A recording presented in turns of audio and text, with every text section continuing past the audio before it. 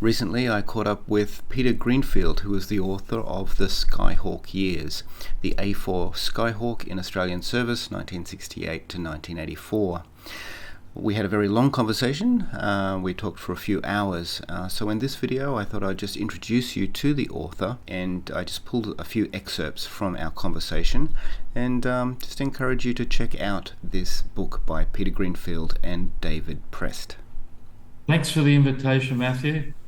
First, my background, I joined the Navy at 16 as a cadet midshipman at Creswell, right next to the Naval Air Station, well, 30 miles away, but right opposite Creswell across the bay was the Beecroft Range, visited by Skyhawks. And we saw the other aeroplanes as well. I was there when the helicopters were doing their work up to go to Vietnam, and that was a pretty intense 6 months that those guys did working up.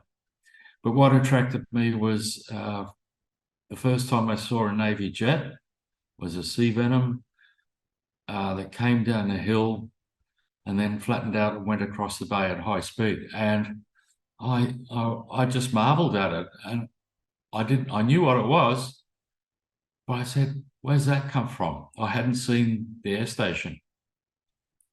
Anyway, about 2 months later, I did a gliding course and got my A certificate, I think they call it, for going solo. And I was bitten by the bug right then. I expressed my desire to learn to fly with my divisional officer. And he said, no, you have a career path to follow, and that means you go to sea. But I want to fly. No, you have to go to sea. And he was a good man. He later ended up as Chief of Navy. He spent 2 hours talking to me to convince me not to resign and go to fly. The principal objection was that I had no money. It's only paid us $1 a week. Right. 1968. Anyway. Had you considered the Air Force, or was it's got to be Navy? I had selected to join the Navy because I liked sailing. Okay. But it's a good question because my uncle died just before the end of the war. He was a flight commander on a Lancaster squadron, 61 squadron. And my grandmother had like a little memorial to him in the living room of her home. There's a great big portrait of him, portrait photograph, must have been about 3 feet high, in his Air Force uniform, wearing that, I won't say what we called it, but I don't know, it was the forage cap. It had another name. And a squadron photograph taken at some stage during his service. And I used to look at it, and I could see Brisbane Airport, the old Brisbane Airport, through her front windows, and I would be, yeah, one day I'd like to do that. But I had no sort of, my parents weren't wealthy, and they had 4 kids to look after, so I didn't think I'd ever get to fly. Anyway, at the end of 1968, a flying scholarship, the Navy would pay for 40 hours of flight training, which we could do when we were on leave. And that meant I did a full aircrew medical and assessment, just the same as they did when guys applied for a direct commission. In the last 3 months of my time at Creswell, by this time I'm a midshipman, we had I don't know what, specialization week, and we had a day of diving. I got down to about 30 feet, and by then it got dark and I didn't like it, and I realized that, no, diving's not for me.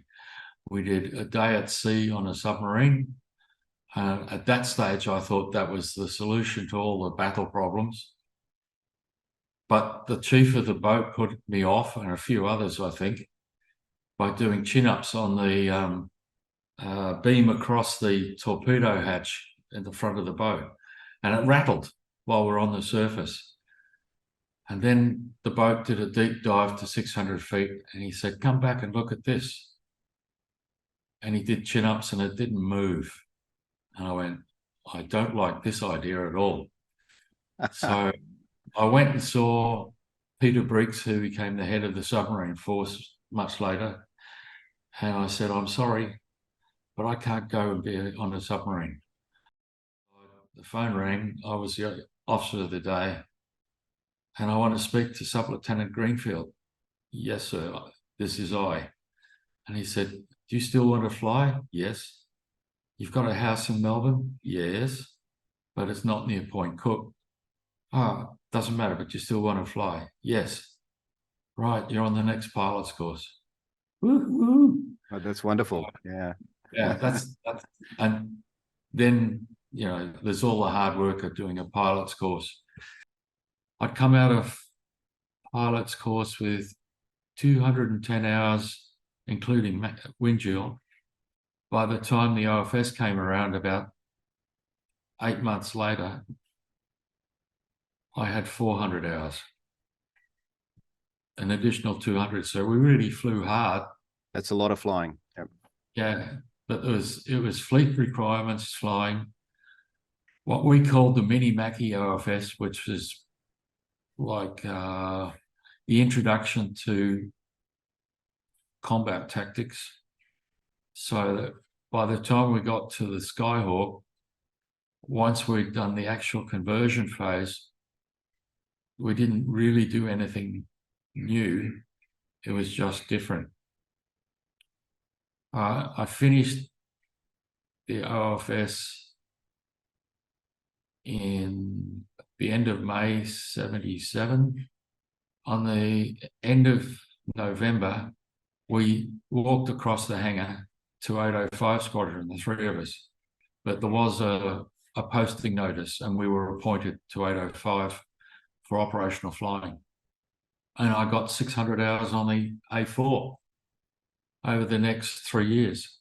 The way you describe it, I would describe this as a beautiful tapestry of so many contributors. I mean, I realize that yourself and David are the primary people that put it together, but it's because I've read about half the book, but I haven't read it in a linear sense. I've jumped around a lot, but it's the sort of book that you can sort of jump around and read all of the different stories, and I just really appreciate what I describe as a tapestry of stories, which really have a coherence beautifully in this whole book. So yeah, remarkably well done. When I considered it ready to go to Peter Ingman, the publisher, I'd already rejected one other publisher. Peter, I gave him a couple of chapters out of it, and he just went, "This is fantastic. Is it ready yet?" I went, "No, I've got a long PDF, and I realized that at 450 pages, it's too much. But I realized because it's a PDF, it's going to have a lot of white space in it. Are you happy to accept that?" He said, "Oh, sure, we can edit that." So I went from 450 and about 120 photographs down to 220, I think, and still around 100 photographs.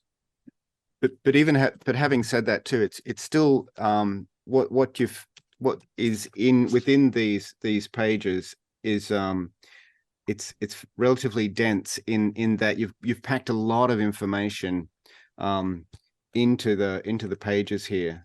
So when you're telling the personal stories, it's a smaller font, and so you're able to get a lot of information within these pages, which I really appreciate as well. Yeah, it is a wonderful summary of this part of our important aviation history, and I'm sure even those that are involved in Navy aviation around the world will also be interested in this little bit of history here, which you've put together so well. So I think you'll continue to be surprised at sort of the reach that this work will have. It's funny, but I was in Emirates and my first seniority number was 154. By the time I left, there were 4,004 pilots behind me, and amongst them were a significant number of Navy aviators. I decided to there's basically two chapters of history. The second chapter of history is provided by John DaCosta. It's original text. He might have written it once before, but he rewrote it. I did the first chapter on the justification for the Fleet Air Arm and the fighters in particular. John did the bit about the testing and the recommendation for the A4, because, in 1964, the Air Force got the Mirage, and the Navy got the 3 DDGs. They didn't get them the first one until 1968, because it took 3 years to build them. But the Skyhawk was actually trialled in 1964 and budgeted for the next year. And the Air Force didn't object, because the Mirage only has a tactical radius of action of about 80 miles. I got a classmate who was the last flight deck officer on Melbourne. So he was the junior flight deck engineer, the senior flight deck engineer twice. And in fact, he's the last guy to have launched an aircraft, the Tracker. He did the flight deck engineering bit. We only had 59 pilots trained in the Australian Navy and a few exchange officers. So they're listed in the part about the pilots. And that's arranged by Operational Flying School. Pilots and the maintenance stories into separate chapters chronologically. So the first number 1 OFS and the last group is in the end, with John Hamilton, who I also count as a friend. Unfortunately, the only CO who contributed was John DaCosta, but he was special, I think. And he stopped flying basically after 1970. Peter, thanks so much for joining me and having a chat about your life and about the book. It's been really great to connect. Yeah, great.